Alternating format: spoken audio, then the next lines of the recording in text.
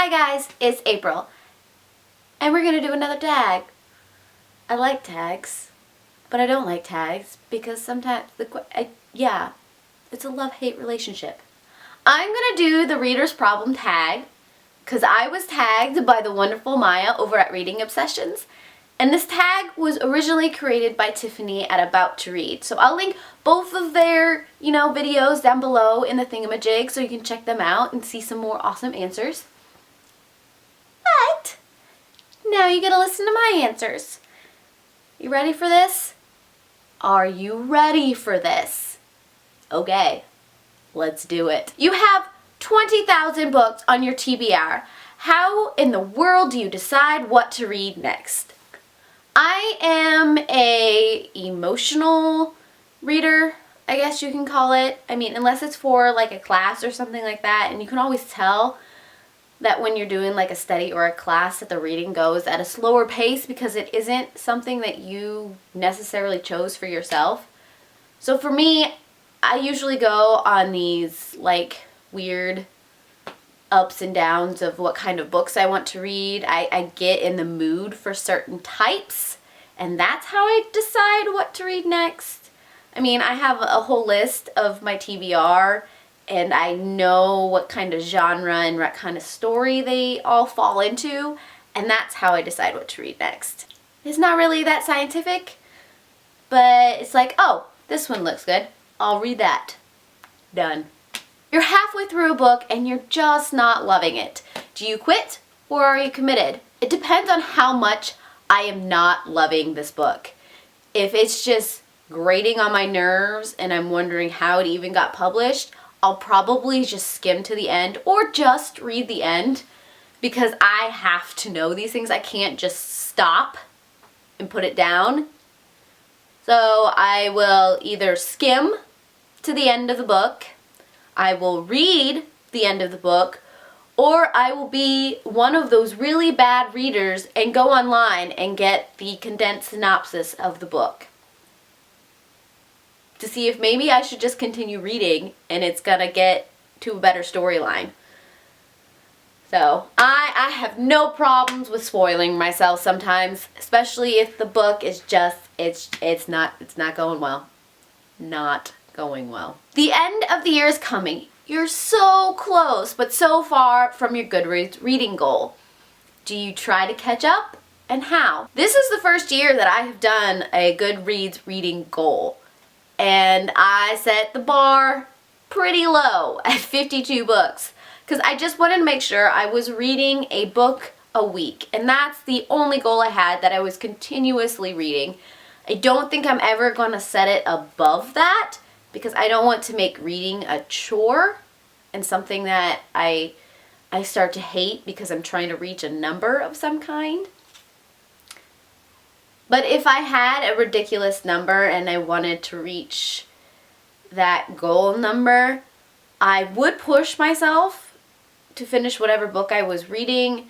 I'd probably turn to some graphic novels, maybe some middle grade books, something that would read rather quickly and doesn't involve a lot of my brain. But yeah. Sure. The covers to a series you love just do not match. How do you cope? I don't care. Honestly, I don't care. If the covers don't match, it's fine with me. If they're different sizes, it's fine with me because I have the series, and that's all that matters, honestly. I mean, I do see editions that are gorgeous, but I never rebuy a book or a series because of the cover or some kind of like weird addition to the book, because those are the books that I read the series on, and so there's like a part of me that is now in that book, is now part of that book. And so I'm not going to let that go. The only way I would ever try and rebuy a book that I love is if the version that I am currently owning has somehow A, gone missing, or B, is falling apart to a point where it's not even readable anymore. That is the only reason I would ever rebuy a book. However, there's an exception. I collect fairy tales, like the classic, usually only a couple paragraphs fairy tales, the Brothers Grimm, the Anderson brothers, Aesop's Fables, those kind of stuff.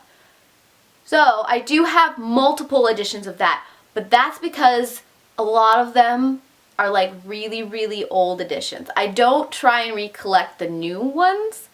It's the old ones. It's the ones that are 100+ years old, and those are the ones that I like to buy new editions of. But technically they're old editions, if that makes sense. Everyone and their mother loves a book that you just don't like.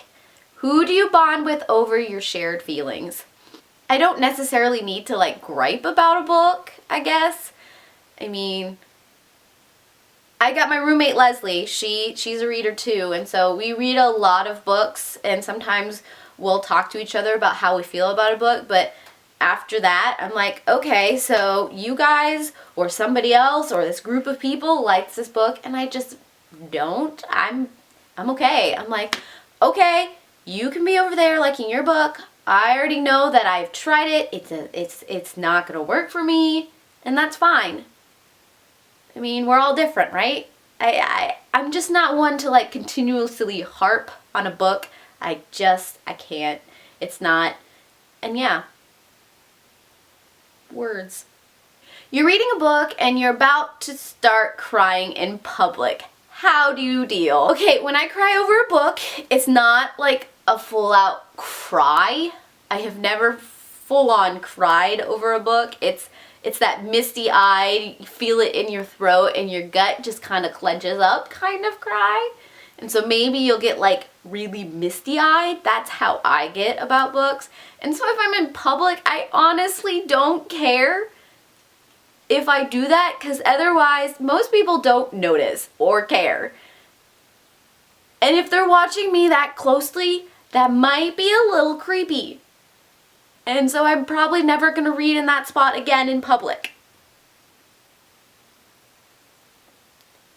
Don't encourage creeping. A sequel to a book that you love just came out, but you've forgotten from what happened in the prior novel. Will you reread the book, skip the sequel, try to find a synopsis on Goodreads, or cry in frustration? The technique, I guess you can call it, that I employ when the next in a series finally comes out, and it's probably like 1.5 years, 2 years, possibly 3 or 4 or 5, is I will see if I can find some kind of synopsis online. I will read the back of the book to try and refresh my memory. And then I will read the last chapter of that book. If that doesn't help, I will go to the chapter before that and read that. And hopefully something in that will jog my memory. A lot of the times that is enough to keep me going. But if it's something I just, for whatever reason, I can't remember anything about this book, I do cry in frustration. I'm like, why did I like this book so much? Obviously it didn't make that much of an impression on me.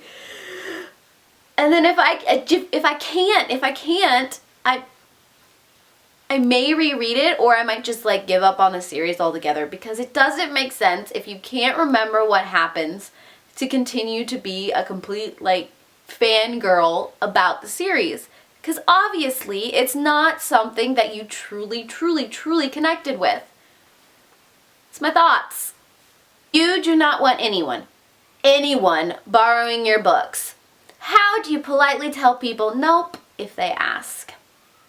Borrowing books. This is like this weird zone for like true book lovers, because a lot of times they've got editions or versions or annotations that they've added to books, and they just don't want someone walking off with them, which is the case for a few of my books.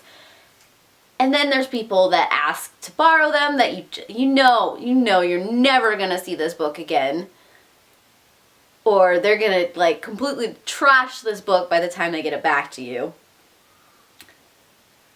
Because there are a few people I will let borrow my books, and then it depends on the book and if I'm okay with never seeing it again, I guess. But if I don't want them borrowing my book, I'm just like, okay, I own this book, but I am not comfortable with you taking it from its place on my bookshelf because there's usually something attached to it. I'm not okay with you taking my book. It's kind of value to me at this point. I might have notes in it, personal notes that I don't want you to read, or it's a signed copy and I don't want to lose it. But feel free to like purchase it on your own or go to the library and check it out because it's a really good book. You should do it. I kind of spin it in that way, I guess. That was kind of long-winded. A lot of the time I'm not really that long-winded. I'll just be like, it's a good book. You should check it out at the library. Go. And if they truly actually want to read it, they'll do it. If they're just, yakking about it and you know it's going to sit on their nightstand for who knows how long, then there you go. They can make the decision on their own when they want to read it, and so you don't just lose a book. Because you don't want to lose your book. They're almost like your children, but not. Okay, this one is kind of relevant to what has been going on in the last couple weeks. Reading ADD. You've picked up and put down 5 books in the last month. How do you get over your reading slump? For me, it's reading short stories. It's reading novellas because there's not a lot of time investment, and usually it's that time investment that it's the reason why I'm in a reading slump, because I've just overread myself. I can't handle a lot anymore. So I need a quick peek and a quick resolution. So short stories and novellas are usually the way that I'm like, okay, I don't know what I want to read. I'm not feeling anything. Words are mush. Let's do something short and sweet. And usually that starts kicking my brain in gear. It's like, oh yeah, this is why I like reading. I need more stories in my life. Let's pick up something meaty now. Go. There are so many new books coming out that you are dying to read. How many do you actually pick up? It depends on if it's attached to a series that I'm dying to, continue on, or if it's by an author that is a must-have for me, then of course it's an automatic buy and pshoo! But if it's just like me looking at a lot of new releases on like Goodreads and people are mentioning and things like that, then I will only pick them up if suddenly they somehow appear in front of me. That is the only reason. I won't seek them out unless they are attached to a storyline or to an author that I say yes to all the time. So that way it fluctuates from month to month. So yeah. After you've bought a new book that you just can't wait to read, how long do they sit on your shelf before you get to them? If it's a book that I am dying to read, that I just bought, it's probably the next book after I finish whatever I'm reading. Because while, yes, I pick up a lot of books often, and I shouldn't, there's usually just like 1 or 2 that are just on the must read list. And so those automatically get pushed to the next to be read on my list as soon as whatever's in my lap I'm done reading. So they usually don't sit very long if I'm dying to read it, or if there's some kind of, It was my cat hitting on the window because she was itching herself. I gotta read it, and it's, I don't know. Oh yeah. That was the Reader Problems book tag and my answers and stuff.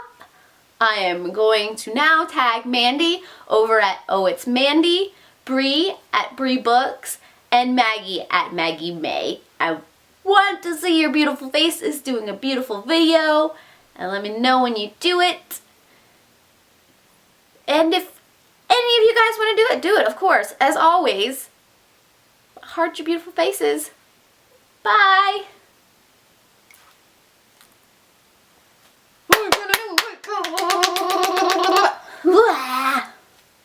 I'm gonna get hot.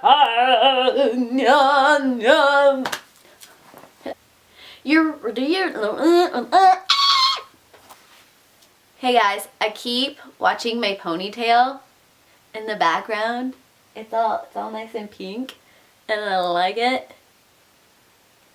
It's fun. I'm just gonna wave in my hand. Woo!